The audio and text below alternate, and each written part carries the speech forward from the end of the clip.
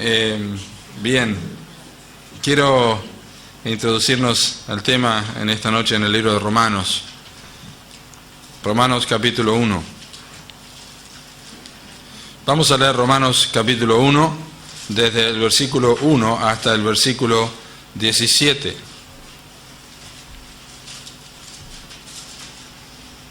Romanos capítulo 1, desde el versículo 1 hasta el versículo 17 inclusive.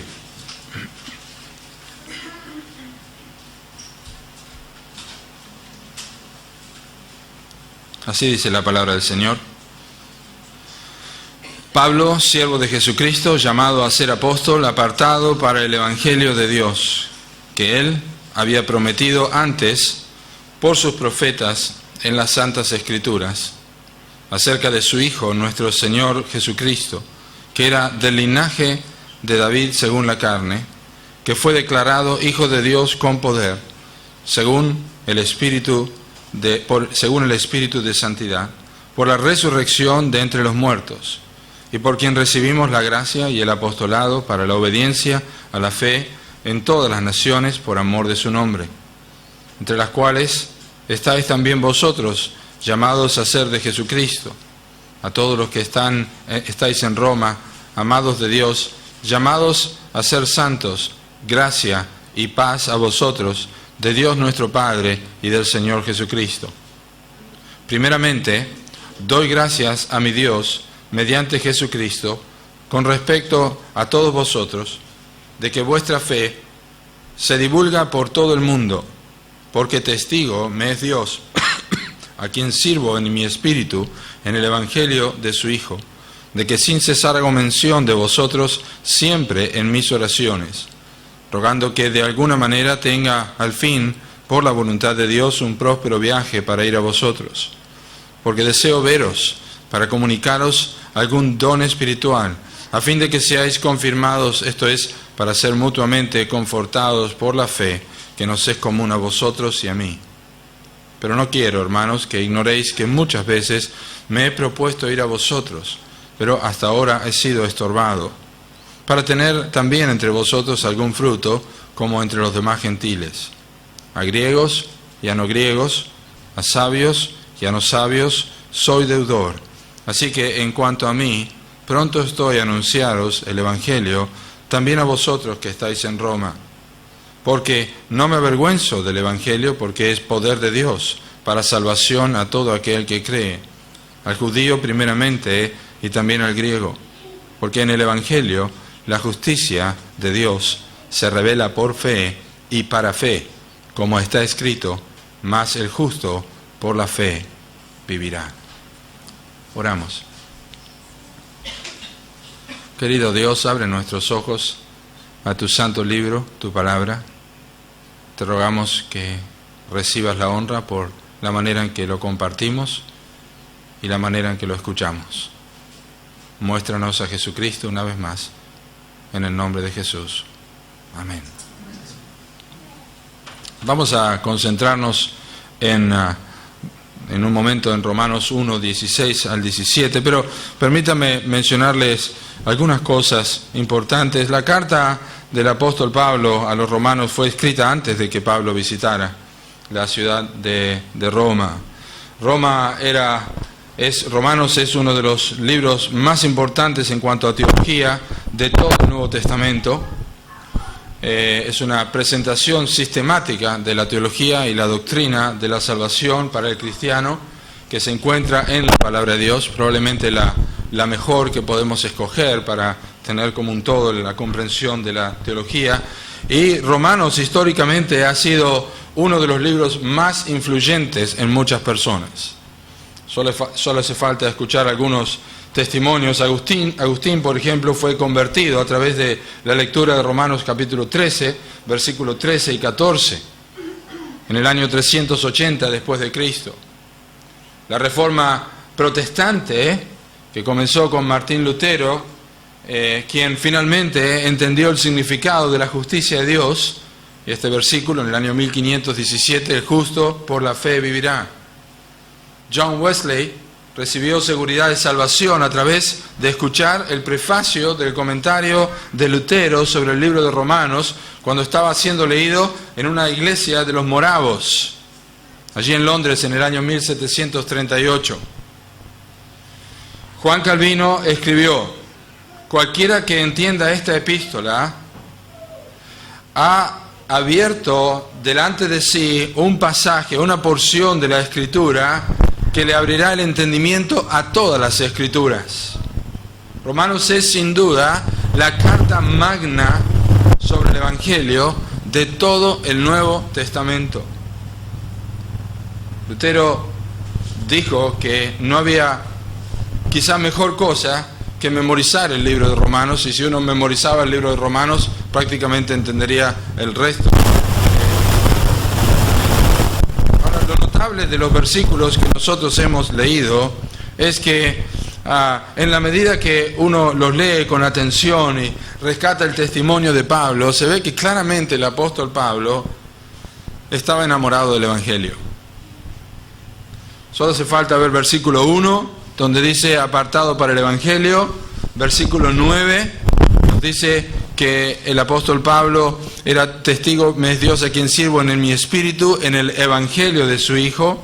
Versículo 15, Pablo dice, pronto estoy anunciados el Evangelio también a vosotros que estáis en Roma. Y por supuesto, versículos 16 y 17, que es el corazón de lo que queremos compartir en esta noche. Pablo no habla de un mensaje nuevo, sino de un mensaje que había sido prometido en el Antiguo Testamento. Y es importante que entendamos esto cuando llegamos al Nuevo Testamento y decimos los Evangelios o el Evangelio, y creemos que comienza en el libro de Mateo. Y ciertamente lo vivificado del Evangelio y la realidad del Evangelio y no las figuras ocurren en el Nuevo Testamento, en la persona de Jesucristo y el inicio de la iglesia. Pero el Evangelio fue prometido antes por sus profetas en las Sagradas Escrituras. La Escritura dice en 1 de Pedro que los profetas que profetizaron antes de la gracia destinada a vosotros inquirieron y diligentemente indagaron qué tiempo y qué persona indicaba el Espíritu de Cristo que estaba en ellos y que anunciaba de antemano los sufrimientos que vendrían tras ellos. Pedro estaba mirando, Pedro estaba escribiendo, decía que los profetas realmente estaban casi como en puntas de pie mirando, y el Espíritu de Cristo que estaba en ellos les decía quién vendría a Cristo. No es que ellos escribieron y Isaías escribió Isaías 53 y no sé bien de quién se trata el siervo sufriente. Y los ángeles a su vez estaban observando y mirando y están admirados acerca de estas cosas. Ellos anhelan mirar en esto. Sin embargo, algunos de ellos cuando escribían los profetas seguramente dijimos, nosotros vamos a tener que estar ahí. Cuando esto ocurra vamos a estar allí. Y algunos de ellos estuvieron allí diciendo gloria a Dios en las alturas y en la tierra paz, buena voluntad para con los hombres. Las Escrituras en el Antiguo Testamento nos hablan del Evangelio. Cuando Pedro predica el Evangelio en Hechos capítulo 2, utiliza 12 versículos del libro de Joel y otros tantos versículos como 11 versículos tomados de otras porciones del Antiguo Testamento. Cuando Pablo predica su primer mensaje en Hechos capítulo 13, recorre el Antiguo Testamento y especialmente al final de su mensaje habla de la resurrección de Cristo y su ascensión a los cielos y utiliza pasajes de Isaías y pasajes de Habacuc. Cuando Felipe predicó el Evangelio al eunuco, se tomó de Isaías 53 para predicar el Evangelio. ¿De dónde aprendieron los apóstoles a hacer esto? Obviamente del Señor Jesucristo. Lucas 24 nos dice que Cristo les enseñaba todo lo que Él decía, comenzando desde Moisés y yendo por todos los profetas y a través de todas las Escrituras lo que de Él decían. De manera que Pablo no está hablando de un mensaje nuevo, sino uno que fue prometido desde antes del Nuevo Testamento, en el Antiguo Testamento. Pero lo que dice aquí el versículo 14 es que Pablo se siente deudor por el Evangelio, a griegos y a no griegos, a sabios y a no sabios, soy deudor.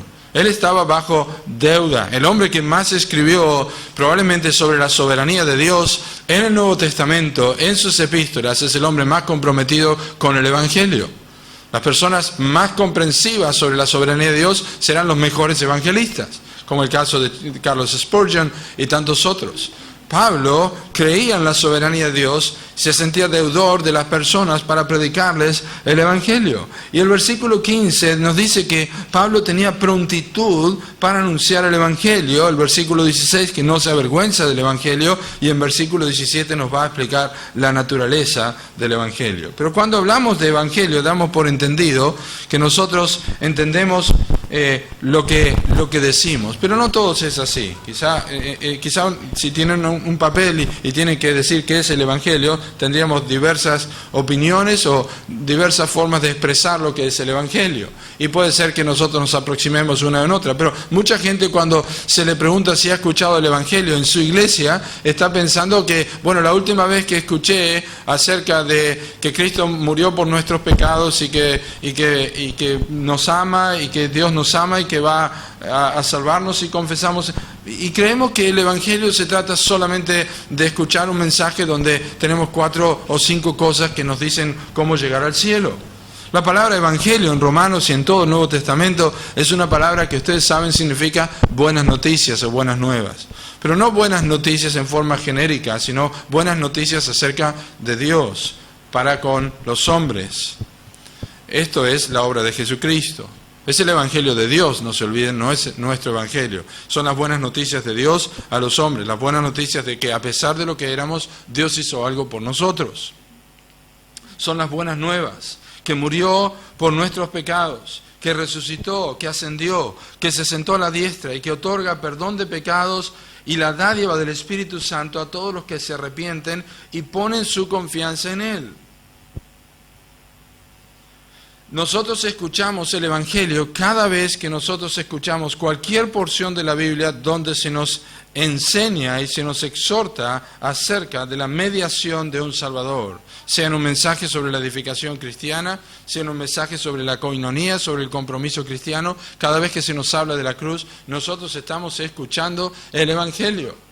Cada vez que nosotros oramos y decimos en el nombre de Jesucristo, amén, estamos proclamando el Evangelio porque estamos hablando de un mediador. Estamos diciendo que no podemos acercarnos de otra manera que no sea a través de un mediador. Pero yo quiero que notemos, y vamos a concentrarnos en lo que es el poder del Evangelio, pero quiero que noten en primer lugar lo que significa el Evangelio, lo que acabo de explicar, pero quiero que noten la prontitud de Pablo en versículos 14 y 15. A griegos y a no griegos, a sabios y a no sabios soy deudor. Así que en cuanto a mí, pronto estoy a anunciaros el Evangelio también a vosotros que estáis en Roma. Pronto estoy a anunciaros el Evangelio también a vosotros que estáis en Roma. Pablo no está pensando ir a Roma para conocer Roma, ir como un turista a conocer a Roma. Probablemente es lo que nosotros haríamos si fuéramos a Roma. Iríamos al Coliseo, iríamos a todos estos lugares y a las pocas horas lo veríamos en nuestro Facebook, la foto del Coliseo y de todos los lugares donde nosotros estuvimos. Pero Roma era un lugar de influencias negativas en todas las áreas imaginables, en moralidad, en inmoralidad y en poderío, en muchísimas cosas. Roma era una influencia tremenda en el mundo. ¿Por qué razón Pablo tendría solicitud de ir a Roma? ¿Por qué razón Pablo tendría prontitud para ir a Roma? Porque creía que Roma también precisaba. Noten el versículo, dice, pronto estoy a anunciaros el Evangelio también a vosotros. Es decir, la prontitud de Pablo no solamente era por Roma, sino por muchos más. Esa era la característica de Pablo. Él tenía prontitud para predicar el Evangelio porque el Evangelio era la vida de Pablo. La comunicación del Evangelio, el mensaje de Cristo muerto, sepultado, resucitado, ascendido de los cielos y el otorgador del perdón y la salvación y el Espíritu Santo, era el motivo de Pablo porque él estaba crucificado con Cristo y ya no vivía él, mas Cristo vivía en él. Pablo predicaba el Evangelio, Pablo respiraba el Evangelio. Y también tenía prontitud para llevarlo a Roma. Noten esta expresión. Yo también estoy dispuesto a llevar a Roma el Evangelio. El Evangelio debía oírse en Roma también. Ahora, si no entendemos esto, no vamos a comprender la prontitud o la solicitud de Pablo. Si no entendemos este principio que quiero comunicar, no vamos a entender la prontitud de Pablo. Y es esto. Él tenía algo que decir que los romanos debían escuchar. él tenía algo que decir que Roma debía escuchar. Y esto fue lo que motivó la prontitud de Pablo. Porque ¿sabe qué? Si usted no tiene nada que decir, usted no va a tener prontitud por el Evangelio. Si usted no tiene ningún contenido, si usted no tiene en claro lo que es el Evangelio, si usted no entiende el poder del Evangelio, usted no va a tener prontitud. No hacemos nada de lo cual no tenemos una verdadera motivación. ¿Qué es lo que hizo a David Livingstone morir de rodillas en el África?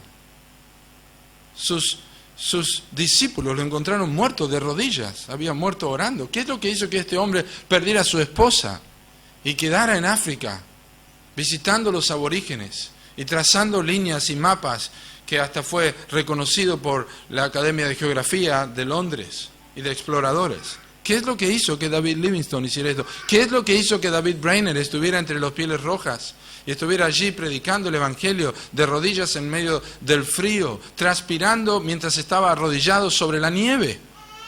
¿Qué es lo que hizo que hiciera esto? Él sabía lo que iba a comunicar. Tenía prontitud porque había algo que iba a comunicar. Y esa es la razón por la que nosotros no tenemos el mismo denuedo muchas veces. No se trata que no tenemos carisma, que no tenemos temperamento, que no tenemos carácter. Se trata que no estamos respirando el Evangelio en nuestras vidas. No estamos examinando lo que es la obra de Cristo. No estamos pensando que sus misericordias son nuevas cada mañana. Que grande es su fidelidad. Que otra vez puedo respirar. Que es por la gracia de Dios. Que me sostiene aquí. Que tiene una razón por la cual me ha tratado de esta manera. Es absolutamente cierto que a menos que tengamos convicciones bien fundadas y ciertísimas de que la gente precisa oír lo que tenemos que decirles, entonces nuestro testimonio no le va a afectar en absoluto. A veces estas convicciones y estos pensamientos vienen de una manera más vívida a nuestros corazones. Me acuerdo hace muchos años atrás, vivía en Uruguay y estaba viajando hacia Concordia y tomé a una persona que estaba haciendo dedo y lo llevé en la camioneta y de repente algo pasó porque cuando yo le di un folleto, el joven lo miró y de repente en mi corazón yo sentí de expresarle el Evangelio de una manera completamente distinta. Mi aproximación a esta persona, le dije, palabras más, palabras menos, yo quiero decirte que lo que te estoy compartiendo, no existe otra cosa más importante que yo tenga que decirte antes que te bajes de esta camioneta. No te imaginas el mensaje que tengo para darte. Y esto hace que la persona por lo menos preste atención y decir, la verdad que este hombre es un fanático o lo que sea, pero cree lo que me está diciendo. Que es distinto decirle, mirá, cuando tengas tiempo lee este folleto. Esto es lo que creemos en nuestra iglesia. Léelo, te vas y hay una dirección atrás si querés venir a visitarnos y están los horarios. Eso no es predicar el Evangelio. Eso no es tener prontitud. Eso es ser un político más, llevar una boleta a alguien para que lo lea y que vote por nosotros y venga a nuestra iglesia. Entonces, en el lugar donde estás, en el trabajo, en el barrio, en la familia, en el colegio, ellos no van a ser afectados de ninguna manera si nosotros no tenemos una convicción de que tenemos algo absolutamente importante para que escuchen. Yo no estoy diciendo que descuides tu trabajo. Yo no estoy diciendo que uses mal tu tiempo de trabajo, pero ellos no van a escuchar a menos que tengan la profunda convicción de que lo que estás diciendo es algo que no hay nada más importante en tu vida. Lamentablemente a veces hablamos más de fútbol, hablamos más de nuestro equipo de fútbol, le hacemos bromas, hacemos todo esto, no lo hacemos con la misma intención y entramos en conversaciones de todas estas cosas, pero no dejamos ver a las personas que lo que más importa para nosotros es el Evangelio. Pablo tenía prontitud, pronto estoy a anunciaros el Evangelio también a vosotros que estáis en Roma. No es una religión lo que le estamos diciendo, no es una religión más tampoco, no es una religión y no es una religión más y no es un conjunto de ideas o una filosofía particular, pero donde hay convicción habrá prontitud para llevar el mensaje. Y esto es lo que consumió a tantos hombres que fueron pioneros del Evangelio. Adoniram Hudson, misionero norteamericano, el primer misionero a las misiones foráneas de los Estados Unidos. No recuerdo, pero son por los 1800. Fue a Birmania. En realidad iba a otro lugar. Él perdió todo su sostén en su barco porque de ser congregacionalista, sus convicciones fueron a ser bautista en el barco. Y cuando él hizo saber esto al llegar al lugar donde estaba, perdió todo su apoyo porque las iglesias no le apoyaron más, pero él tenía convicciones basadas en la Escritura sobre lo que iba a predicar. No volvió nunca más a Estados Unidos hasta después de 30 años. Cuando volvió a Estados Unidos solamente para visitar, necesitó un traductor porque no podía hablar correctamente el inglés. Y cuando le preguntaron acerca de la obra misionera de Birmania, le pidieron que contara cómo era el trabajo allá, y Adoniram Judson predicó el Evangelio. Y la gente escuchó con mucha atención. Y luego que terminó, alguien hizo una pregunta: ¿podría darnos una historia acerca de cómo es Birmania y lo que es el trabajo misionero? Y Adoniram Judson predicó el Evangelio otra vez. La tercera vez le preguntaron: pero quisiéramos saber algo, ¿por qué nos ha predicado este mensaje 2 veces? Y él dijo: palabras más, palabras menos, esto. Es muy probable que yo no vuelva a pisar mi país. Es muy probable que yo no vuelva otra vez aquí y es muy probable que yo no los vea otra vez. ¿Cómo creen ustedes que puedo contarles otra historia que no sea la historia de Cristo y llevar la sangre sobre mis manos de vuestras almas? Ese era un hombre con convicción, un hombre enamorado de Cristo y del Evangelio. Quiero que noten en tercer lugar la lógica de Pablo, y esto es lo que vamos a ir a ver ahora. Bueno, sí, Pablo tiene prontitud. Pablo tiene prontitud, pero ¿cuál es la lógica de Pablo? ¿Por qué estás tan pronto a anunciar el Evangelio, Pablo? ¿Por qué estás tan pronto a anunciar el Evangelio? ¿Por qué? No me avergüenzo del Evangelio, porque es poder de Dios para salvación a todo aquel que cree. Este versículo que conocemos perfectamente, sin duda que conocemos perfectamente, este versículo es la explicación de la solicitud de Pablo de ir a Roma, porque no me avergüenzo del Evangelio. Ahora, no es una expresión de Pablo diciendo: mira, ¿cómo me voy a avergonzar del Evangelio? Es como decir: no, en esta iglesia somos una iglesia bíblica, no nos avergonzamos del Evangelio. Eso no es lo que está diciendo Pablo aquí. No es eso lo que significa porque no me avergüenzo del Evangelio. Cuando nosotros decimos esto, no cómo me voy a avergonzar del Evangelio, en realidad estamos diciendo: a mí no me da vergüenza. Pero no está diciendo eso Pablo. ¿Usted cree que Pablo no tuvo vergüenza alguna vez? Él le escribió a Timoteo que no te avergüences de mí, preso suyo. Pablo estuvo con mucho temor y temblor en Corinto. Dice en Hechos capítulo 18 que estaba temblando, el Señor le apareció de noche y dice: Pablo, no temas, yo tengo mucho pueblo en este lugar. A los corintios le dijo que no quería que el poder, la palabra, ellos estuvieran basados en palabras vanas de humana sabiduría, sino en el poder de Dios. Estuve entre vosotros con mucha debilidad y temor y temblor. La tradición describe a Pablo como una presencia débil. Un hombre bajito, narigón, pelado. No miren a nadie aquí. Pero no era una persona que se mirara al espejo y dijera: voy a Roma. ¿Qué van a decir de mí en Roma? No era esta persona. Él tenía muchas razones para avergonzarse, pero aparte de su pasado, porque Pablo había perseguido el Evangelio, Pablo había perseguido a Cristo, Pablo había perseguido a los cristianos. Y en algunas oportunidades estaban confundidos por lo que hacía Pablo. Este que predica el Evangelio, ahora predica la fe que en otro tiempo asolaba, es lo que dice a los Gálatas en capítulo 1. Pablo tenía razones para avergonzarse de sí mismo. En sus epístolas, en el libro de los Hechos, naturalmente Pablo ha de haber tenido vergüenza en alguna oportunidad si no fuera por la convicción acerca de lo que es el Evangelio. Si pensaba en su vida tenía razón de avergonzarse, pero eso no es lo que Pablo dice. No habla de no tener vergüenza de su vida, sino del Evangelio. Piensa en el contexto donde hay que evangelizar a veces. Si usted no ha tenido ese problema, lo felicito. Usted debería venir a ayudarme a Villa Regina. Si cuando está en un grupo de personas que conoce por primera vez y quizá hay profesionales allí, ¿y usted a qué se dedica? Cuando tiene que hacer la cédula, como el otro día, dice: ¿ocupación? Pastor evangélico. Usted está esperando la mirada de la persona. Y todo lo que eso implica, ya quebró una barrera allí. Pero cuando tiene que decir lo que cree en el Evangelio, que cree que Cristo es Dios y que fue clavado en la cruz, derramó sangre, y lo está diciendo a un médico en la universidad o en un grupo de amigos o personas que le conocen y que nunca le habían visto transformado, y que usted va a una iglesia ahora, si usted no ha sentido un poco de cosquilla por aquí atrás, lo felicito.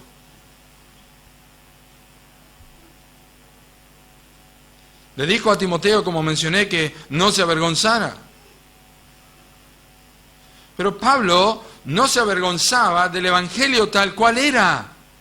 Porque lamentablemente muchos no se avergüenzan porque presentan una farsa hoy día. Hay gente que dice que no se avergüenza del Evangelio porque no está predicando el Evangelio. Están predicando una farsa, una pantomima, un atractivo para la razón y la mente, y lo hacen porque han perdido confianza en la naturaleza del Evangelio. Por eso tienen que rellenar todas las cosas que hacen con luces, con humo, con palabras, con luces y caminar por arriba del púlpito, o expresiones de todo tipo, pero no es el Evangelio. Han perdido la confianza en la naturaleza del Evangelio, han perdido confianza en que decir Cristo murió por nuestros pecados, fue sepultado, resucitó al tercer día, está ascendido y sentado en los cielos y envía al Espíritu Santo a aquellos que se arrepienten. No es eso lo que pueden decir, porque eso les causa vergüenza. Hablar de un cordero que derrama sangre y que es el Cordero de Dios que quita el pecado del mundo. Hablar de que esto está simbolizado en el Antiguo Testamento a través del sacrificio de animales y que la sangre de Cristo nos limpia de todo pecado, no es algo que están dispuestos a decir. ¿Se avergüenzan de esto? Pablo no se avergonzaba del Evangelio mismo, el que nos presenta sencillamente en sus epístolas. En 1 Corintios capítulo 15, el apóstol Pablo les dice: el Evangelio que se ha anunciado, en el cual también, si en él creéis y perseveráis, sois salvos, que Cristo Jesús murió por nuestros pecados conforme a las Escrituras, y que fue sepultado y que resucitó al tercer día conforme a las Escrituras. Este es el mensaje del Evangelio que Pablo creía y del cual no se avergonzaba. No era de sí mismo, era del Evangelio. Lo que estamos viendo hoy día es un mensaje de personas que tienen vergüenza del mensaje del Evangelio mismo, de la muerte de Cristo, y tienen que presentarlo de otra manera para que cause atracción. Pero Cristo mismo, el Cristo que ellos dicen predicar, dijo: si yo fuere levantado, a todos atraeré a mí mismo. Predique un mensaje literal del Evangelio y la gente va a acercarse a Cristo, porque Él es quien atrae hacia sí a los que Él quiere. No puede resistirse la voluntad de Dios a través de su Hijo. Es imposible. Todo lo que el Padre me da vendrá a mí. Predique este Evangelio. Juan el Bautista predicaba y de repente pensó: ¿qué voy a decir a los soldados? ¿Y qué voy a decir a esta otra persona? Y de repente los soldados dijeron: ¿nosotros qué haremos? Y llegó otra clase de gente y dijo: ¿y nosotros qué haremos? Y yo no les dije nada. No hice ninguna invitación. No les pedí que ellos vinieran aquí, pero ellos preguntaron: ¿qué haremos? Pedro predica en Hechos capítulo 2 y de repente en versículo 37 dice: varones y hermanos, ¿qué haremos? Me encanta eso. Esa es la pregunta, la inducción del Espíritu Santo, la implicación del Espíritu Santo a través del Evangelio de aquellos que no se avergüenzan de predicarlo como tal.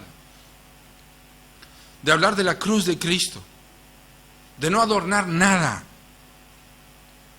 de no darle ningún aspecto emocional ni nada de esto, sino lisa y llanamente las Escrituras. Pablo, ¿por qué tienes tanta solicitud? Porque no me avergüenzo. Porque no me avergüenzo. Y la lógica es: ¿por qué no te avergüenzas del Evangelio? Bueno, porque es poder de Dios. Es poder de Dios. No es una filosofía. El poder en la mera proclamación del mensaje. En la mera proclamación del mensaje. No es solamente el principio del Evangelio, es en toda la Escritura. Cuando la Escritura es leída, cuando la Escritura es expresada de manera correcta. Nehemías capítulo 8 ponían el sentido para que entendiesen la lectura y la gente comenzó a llorar cuando escuchaban las palabras de la ley. Esa es la obra de Dios, es el poder de Dios. Pablo sabía que había poder en el Evangelio y esta es la razón por la que el enemigo Satanás promueve todo tipo de atractivo para adornar el Evangelio, porque sabe que si se predica tal cual es, detona poder, dunamis. Detona poder que usted le diga a una persona: Cristo murió por tus pecados conforme a las Escrituras. Fue sepultado y resucitó al tercer día conforme a las Escrituras. Dios no nos ha llamado a explicar el Evangelio. Dios nos ha llamado a anunciar el Evangelio.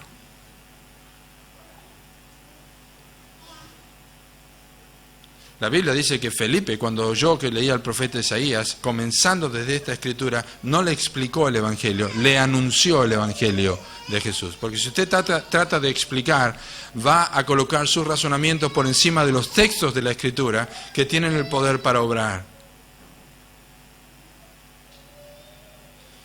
Eso fue lo que pasó en Lucas 3 con Juan el Bautista, como recién mencioné, y con los varones judíos en Hechos capítulo 2. Con Pablo y el carcelero en Hechos capítulo 16. Varones, ¿qué debo hacer para ser salvo? Todas estas preguntas son el resultado de escuchar lo que es anunciado. Y Pablo menciona esto muchísimas veces en sus epístolas. En 1 Corintios 9 dice: hago todo esto para ganar a muchos. Noten, por favor, en 1 Corintios 9, simplemente no quiero ocupar mucho tiempo yendo a otros pasajes, por eso los cito, pero vamos a ver este pasaje en 1 Corintios capítulo 9. 1 Corintios capítulo 9, versículo 17, versículo 16. Pues si anuncio el Evangelio, no tengo por qué gloriarme, porque me es impuesta necesidad, y ay de mí si no anunciare el Evangelio. Por lo cual, si lo hago de buena voluntad, recompensa tendré, pero si de mala voluntad, la comisión me ha sido encomendada. ¿Cuál pues es mi galardón? Que predicando el Evangelio, presente gratuitamente el Evangelio de Cristo, para no abusar de mi derecho en el Evangelio. Por lo cual, siendo libre de todos, me he hecho siervo de todos para ganar a mayor número. Me he hecho a los judíos como judío para ganar a los judíos. A los que están sujetos a la ley, aunque yo no esté sujeto a la ley, como sujeto a la ley para ganar a los que están sujetos a la ley. A los que están sin ley, como si yo estuviera sin ley, no estando yo sin ley de Dios, sino bajo la ley de Cristo, para ganar a los que están sin ley. Me he hecho débil a los débiles, para ganar a los débiles. A todos me he hecho de todos, para que de todos modos salve a algunos. Y esto hago por causa del Evangelio, para hacerme copartícipe de él. La manera en que somos copartícipes del Evangelio es anunciando el Evangelio, obviamente a diferentes personas, en diferentes contextos, pero es anunciando el Evangelio para ganar a muchos, proclamando un mensaje del que no se avergonzaba porque era poder de Dios. Spurgeon fue quien dijo: solo libera al león y él se encargará de hacer el resto.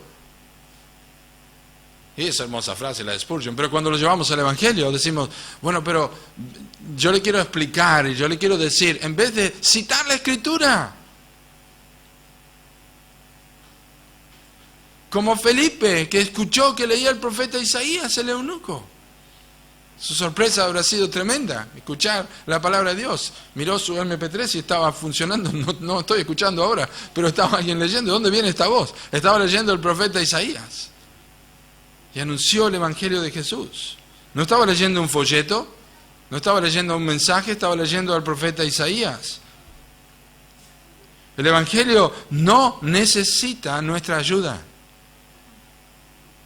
Cualquier ayuda que queramos darle lo hacemos inoperante. Pablo dijo: para que no se haga vana la cruz de Cristo, hacemos inoperante el Evangelio. Miren, yo me he enredado tantas veces predicando el Evangelio. Cuando quiero explicar a una persona Romanos 3:23, en vez de que lo entienda y citárselo y decirle que todos somos pecadores y que estamos destituidos de la gloria de Dios, lo embarro, porque esto significa que estar destituido, que si nosotros hubiéramos llegado, que deje de hacer eso. Si pregunta, siga guiando el mensaje, pero cite las Escrituras. No hagamos inoperante el Evangelio. No es el predicador, es el mensaje, es su contenido. lo que es el poder. Pablo, ¿por qué tienes tanta solicitud? Porque no me avergüenzo. ¿Por qué no te avergüenzas del Evangelio? Porque es poder de Dios. ¿Poder de Dios para qué? Poder de Dios para salvación. Poder de Dios para salvación. El Evangelio proclama salvación. Es lo único que debemos saber, que el Evangelio salva. Salva a quienes lo creen, salva a las personas de su más profunda y aborrecible condición, en su peor historia y sus peores maldades, en su peor inmoralidad y en su mejor estado moral. Salva a las personas. Vivimos en un mundo tecnológicamente desarrollado, pero también en un mundo con mayor desarrollo y práctica de pecado en todo sentido y bajo cualquier circunstancia, apestando a todos los seres humanos de cualquier edad. En la era más excelente de la tecnología hay más excelencia de pecado y de profundidad del pecado. Y el Evangelio tiene poder de Dios, es el poder de Dios para salvar a las personas de esta condición. Entonces, no tenga pensamientos preconcebidos, porque Pablo no los tenía tampoco. A los judíos, a los gentiles, a los que están libres, a los que no están libres, yo les predico el Evangelio. No tenga pensamientos preconcebidos. Este tiene cara de perro, no me va a escuchar. Este tiene cara buena, seguro que va a prestar atención y va a venir el domingo. Porque generalmente lo que ocurre es lo opuesto. El que tiene cara de perro es el primero que se arrepiente. Y el que tiene cara de angelito nunca viene a la iglesia, nunca le interesa. No tenga pensamientos preconcebidos, porque el Evangelio salva a los pecadores, cualquiera de los pecadores que se arrepienten y creen en Cristo, porque es poder de Dios para eso, para salvación, no para reformar, no para dar una idea, no para cambiar su conducta, su temperamento, para salvarlos del infierno y llevarlos a la presencia de Dios, para que de un momento a otro, de estar en la condenación, ellos estén sentados en lugares celestiales juntamente con Cristo. El Evangelio hace eso, el Evangelio salva, tiene poder, proclamemos eso. Dios se va a encargar de sacarlos y encontrar a las personas en sus sangres, como dice Ezequiel capítulo 16, y vestirlos completamente, y ponerle un vestido de justicia, para que sean transformados. Pero es el poder de Dios, es dinamita de Dios. No es un folleto, son nuestros labios proclamando esto. El Evangelio proclama salvación. El Evangelio no proclama la membresía en la iglesia, no proclama estar en un club o en un grupo. El Evangelio proclama salvación, y Dios se encarga de añadir a la iglesia los que han de ser salvos. Tenemos en claro esto, estamos rescatando pecadores de la condenación. No estamos reformando personas. No estamos dándoles nuevas ideas a las personas. Estamos predicando y proclamando un mensaje que salva a las personas de su peor condición. Y creamos que Dios puede hacer este cambio cuando nosotros proclamamos este mensaje. Pablo, ¿por qué tienes tanta solicitud? Porque no me avergüenzo del Evangelio. ¿Por qué no te avergüenzas del Evangelio? Porque es poder de Dios. ¿Poder de Dios para qué? Para salvar. ¿Y qué es eso? ¿Qué es eso? ¿Qué es la salvación? ¿Cómo opera la salvación? ¿Cómo puede un hombre pecador ser justo? ¿Cómo puede un Dios santo, que no admite ninguna cosa impura ni injusta en su presencia, muy limpio eres de ojos para ver el mal, dice Habacuc 1:13, cómo puede un Dios santo admitir perdonar a una persona, hacerla justa, un hombre en pecado, y continuar siendo justo? ¿Cómo puede Dios hacer esto? Perdonar al pecador y seguir siendo justo a la misma vez, declararlo justo. La razón humana dice, bueno, si tú te comportas, tú vives una vida medianamente correcta, tendrás la oportunidad, yendo a la iglesia, leyendo la Biblia y haciendo otras cosas, tendrás básicamente la oportunidad de que Dios te haga algunas preguntas cuando llegues a su presencia y te permita la entrada.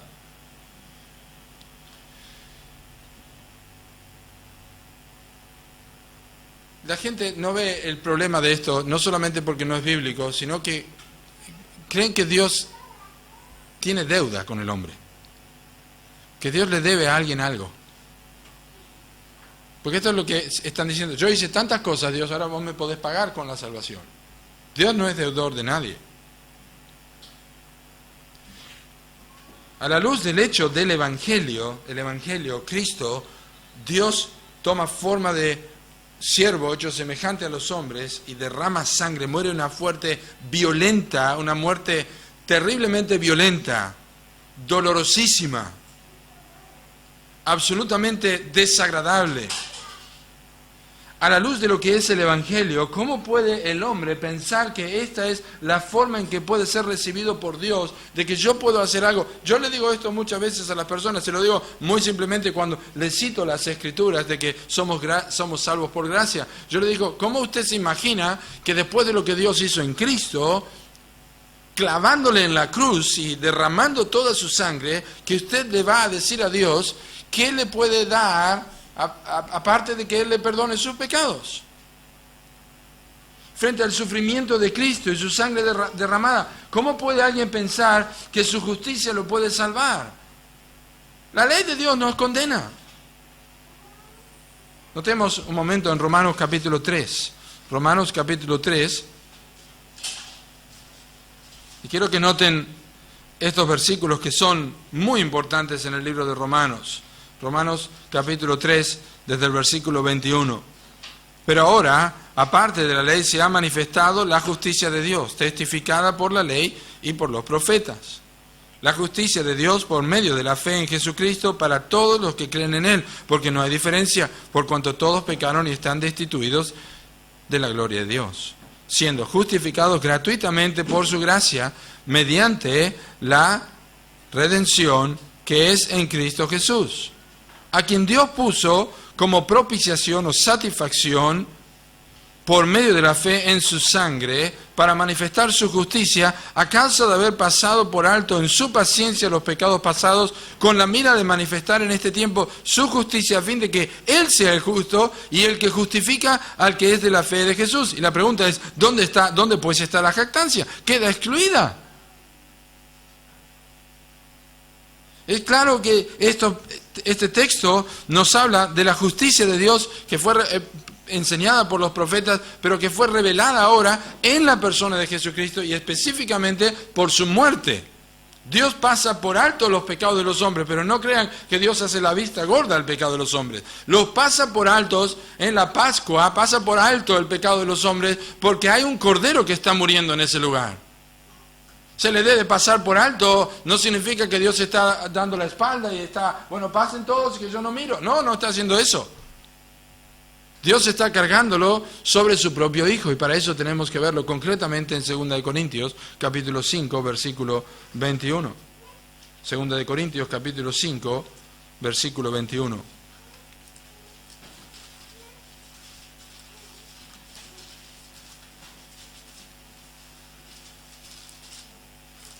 Segunda de Corintios 5, 21, otro pasaje tremendo que nos hace pensar en esta hermosa canción que hemos aprendido ya hace poco y se está cantando con tanto ánimo, glorioso intercambio, ¿verdad? Segunda de Corintios capítulo 5 y el versículo 21 dice así: al que no conoció pecado, por nosotros lo hizo pecado, para que nosotros fuésemos hechos justicia de Dios en él. Quiero que noten lo que el versículo dice, y es sumamente importante. El versículo dice que Dios hizo pecado a Cristo, no dice que hizo pecador a Cristo. Algunas personas dicen que Cristo era el pecador y nosotros somos ahora los justos, pero no es eso lo que dice el versículo. Si Cristo fuera hecho pecador, nosotros no tendríamos ninguna esperanza. Porque justamente el Antiguo Testamento enseñaba que el pueblo de Israel tenía que escoger un cordero sin mancha. Cuando iban a llevar a este animal al sacrificio, el hijo podía preguntar al padre o a quien sea, ¿por qué vamos a sacrificar esta oveja? ¿No tenemos otras en condiciones más útiles para sacrificar y esta la necesitamos en casa? ¿Por qué haremos esto? Y el padre le diría, porque Dios así lo mandó. No tiene que tener mancha. Y así fue a través de toda la historia de Israel, hasta que Juan el Bautista señaló con su brazo y su dedo y dijo: he aquí el Cordero de Dios, que quita el pecado del mundo, sin mancha, sin mancha. Fue hecho pecado, no pecador.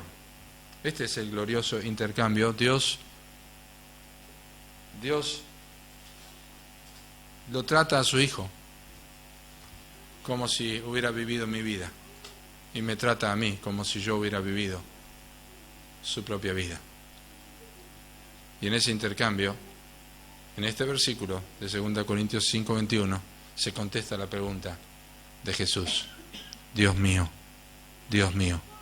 ¿por qué me has desamparado? Muy limpio de ojos eres para ver el mal. Él era pecado en la cruz.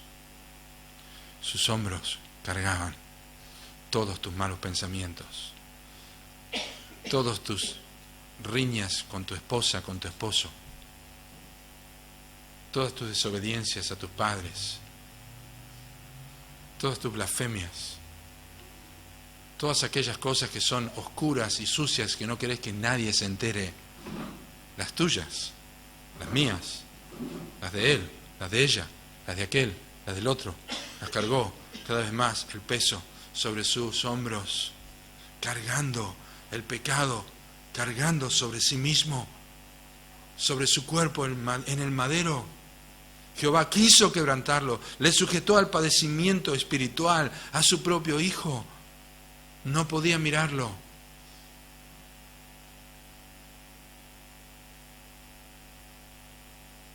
Hurtar, matar, mentir, prevaricar, Isaías 59.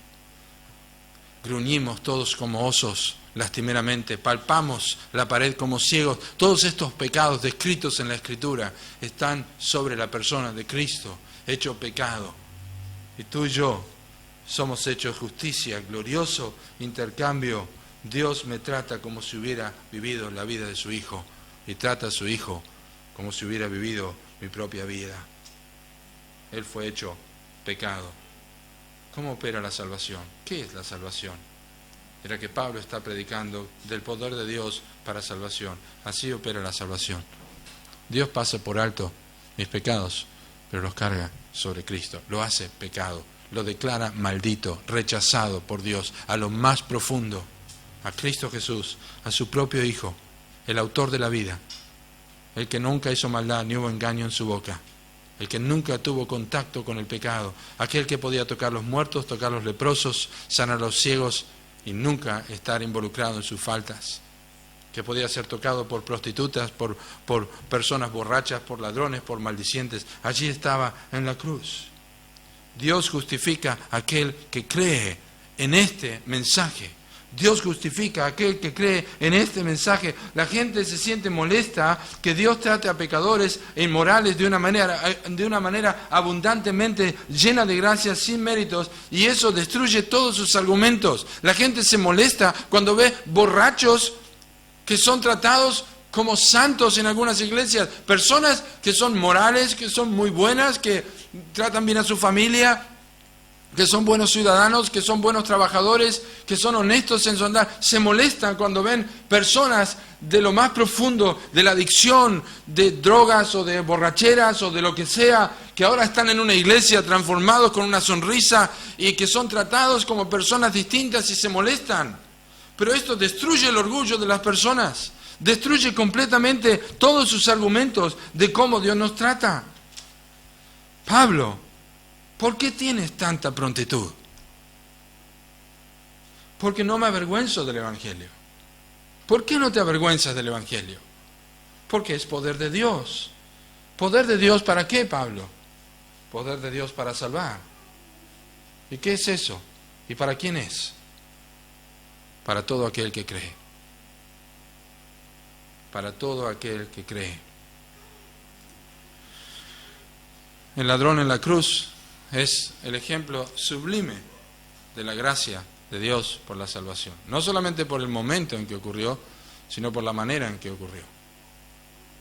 Pues este hombre estaba allí clavado, no podía hacer nada con sus manos, ni podía hacer nada con sus pies, ni podía ir a ningún lado. jamás iría a una iglesia y jamás daría una ofrenda, jamás se bautizaría, jamás predicaría el Evangelio,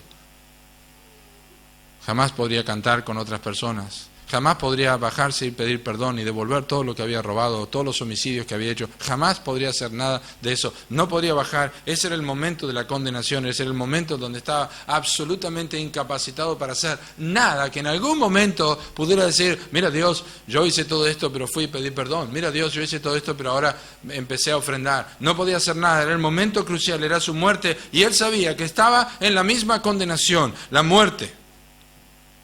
Y dijo al otro, ¿y aún temes tú a Dios estando en la misma condición? Escuchen, nosotros a la verdad recibimos lo que merecieron nuestros hechos.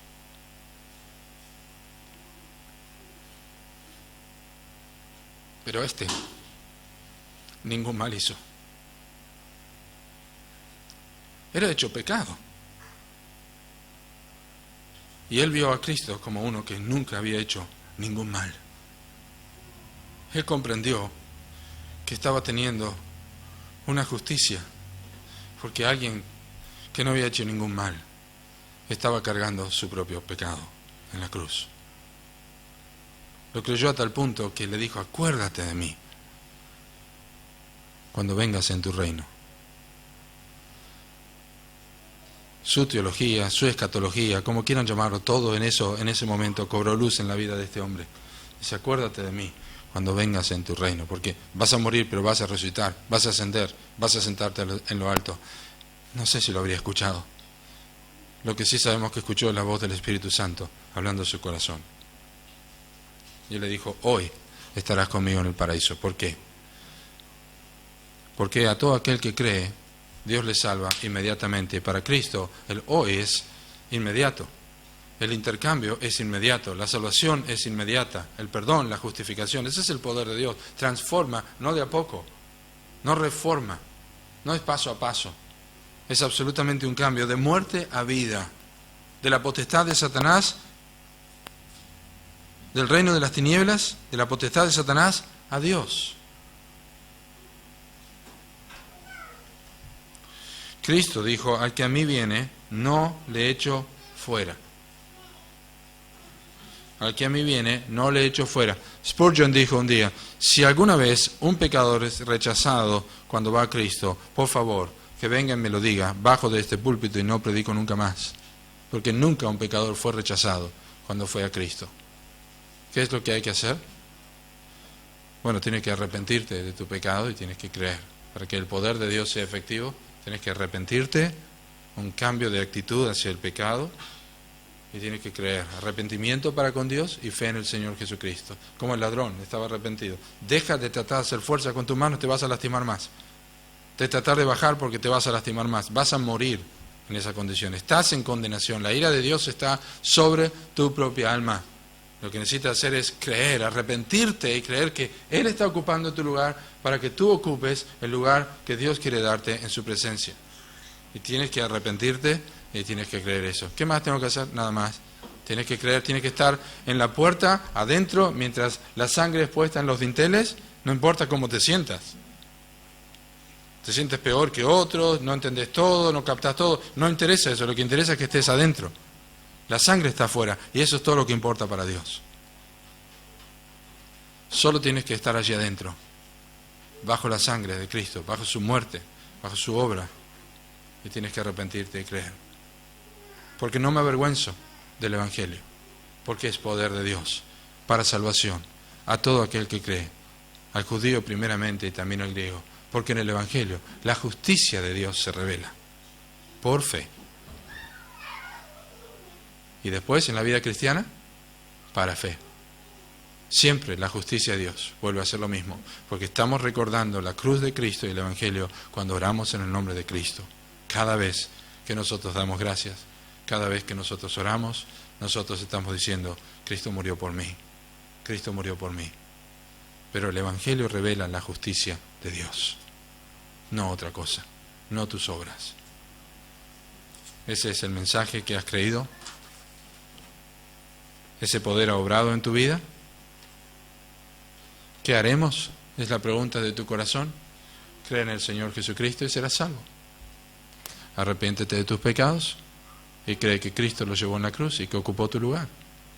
Y tú estarás salvado, serás perdonado, justificado, transformado, glorificado, y el Señor se encargará de darte lo que necesitas para crecer y para conocerle más.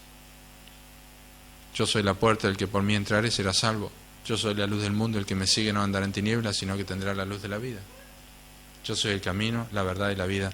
Nadie viene al Padre sino por mí. No trates de medir tus pecados, porque no importa si debes 50 o 500 denarios, Él perdona a ambas personas, porque no tienes con qué pagar. Si puedes medir o no puedes medir tus pecados, si te das cuenta de tu arrepentimiento o no, eso no interesa, porque nunca vas a entender cuánto ha faltado a Dios. Solamente cree en el Señor Jesucristo y proclama este mensaje si ya conoces al Salvador. Estas palabras, los versículos de la Escritura que hablan de la muerte, la sepultura, la resurrección y la ascensión de Cristo. Vamos a orar. Gracias te damos por tu palabra y gracias por el Evangelio de Jesucristo. Es poder de Dios para salvación. Señor, te agradecemos mucho por haber hecho pecado a tu Hijo. Oh, qué glorioso intercambio. Nosotros declarados justos y Él declarado pecado. Maldito por Dios es el colgado. Señor, que podamos proclamar este mensaje de transformación, que nuestros corazones puedan arder con esta enseñanza y que muchas otras almas sean salvas al escucharlo de nuestros labios, anunciando el Evangelio de Jesús. En el nombre de tu Hijo Jesús oramos. Amén. Señor les bendiga.